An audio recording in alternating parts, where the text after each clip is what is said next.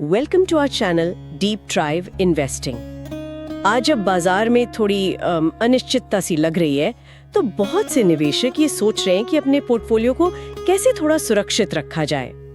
तो आज हम कुछ पिछली जानकारियों और विश्लेषणों को देख रहे हैं ये समझने के लिए कि मंदी के दौरान कौन सी निवेश रणनीतियां और कौन से सेक्टर ऐतिहासिक रूप से ठीक ठाक प्रदर्शन करते पाए गए हैं। बिल्कुल, हम पिछले आंकड़ों को देखेंगे और समझने की कोशिश करेंगे कि आर्थिक गिरावट का सामना करने में कौन से क्षेत्र या कहें एसेट्स ज्यादा सक्षम हो सकते हैं।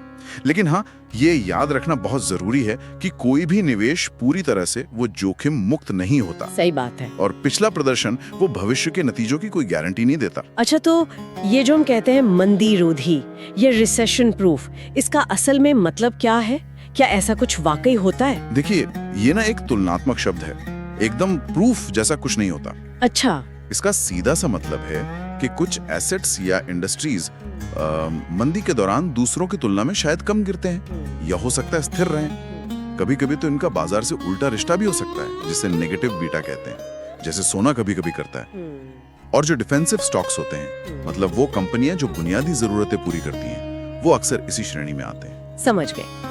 तो ये कम गिरने या स्थिर रहने की बात है, गारंटी वाली बात नहीं। बिल्कुल। अच्छा, तो रियल एस्टेट का क्या? जैसे रीट्स, ये जो रियल एस्टेट इन्वेस्टमेंट ट्रस्ट्स होते हैं और जो लोग सीधे प्रॉपर्टी खरीदते हैं, प्राइवेट रियल एस्टेट, इनका प्रदर्शन मंदी के आसपास कैसा रहता है? हाँ, ये एक दिलचस्प सवाल है।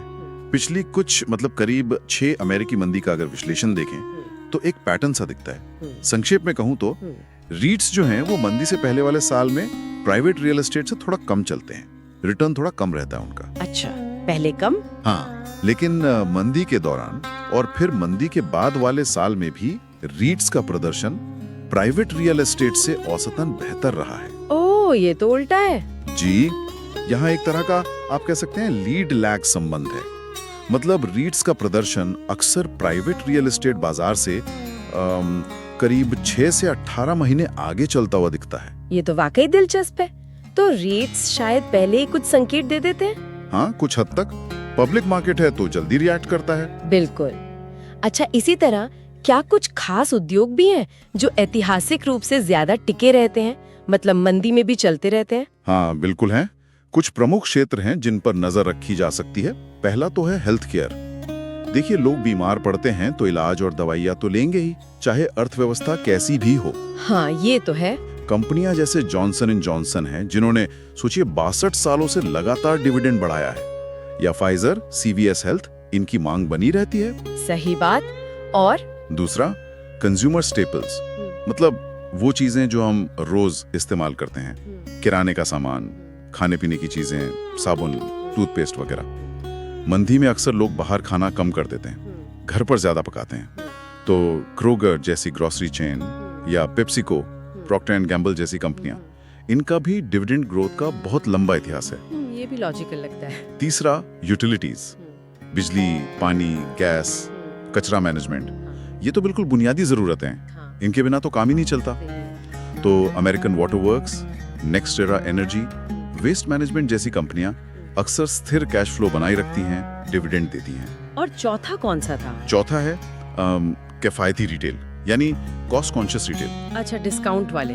कि होम डिपो जैसी कंपनियां भी, क्योंकि लोग शायद बड़े खर्चे टालकर घर पे खुद ही मरम्मत वगैरह करने लगते हैं, DIY प्रोजेक्ट्स बढ़ जाते हैं। हाँ, ये भी होता है। और कुछ RITs भी हैं, जैसे रियलिटी इनकम, जो इन्हीं मंदी प्रतिरोधी किराएदारों, जैसे इन्हीं डिस्काउंट स्टोर्स वगैरह पर फोकस करते हैं। उनका भी डिविडेंड रिकॉर्ड काफी मजबूत है। तो ये सारे उदाहरण उन कंपनियों के हैं जिनकी जरूरतें मंदी में भी कम नहीं होती।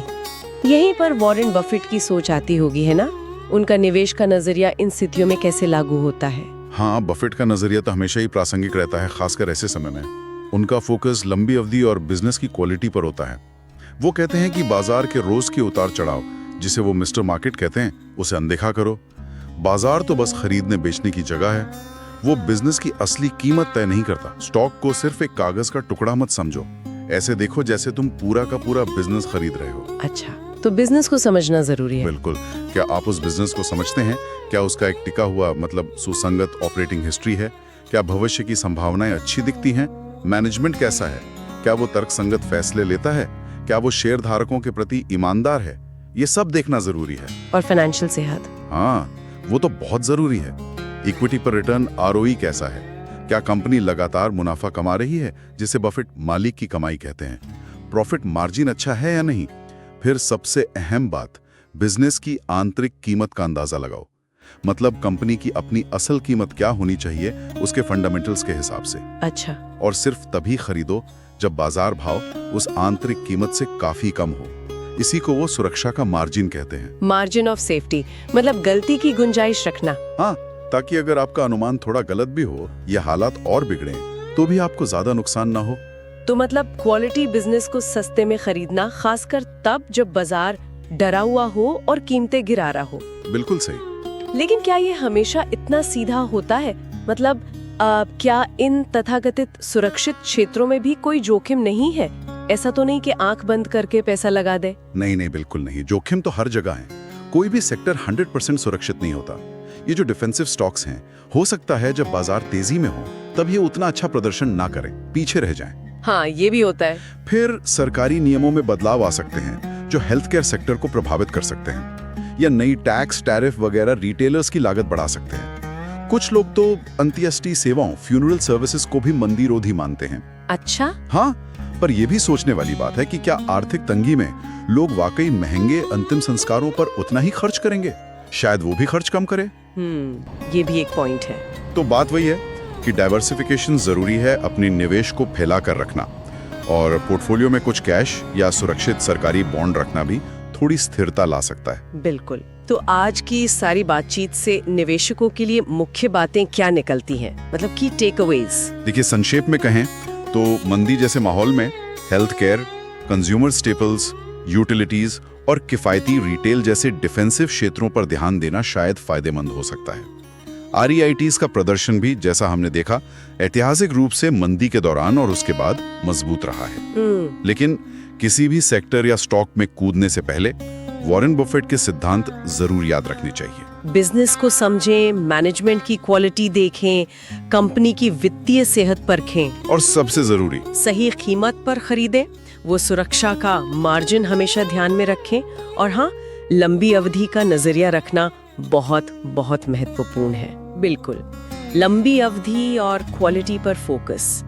और जाते जाते सोचने के लिए एक दिलचस्प सवाल छोड़ जाते हैं अपने श्रोताओं के लिए।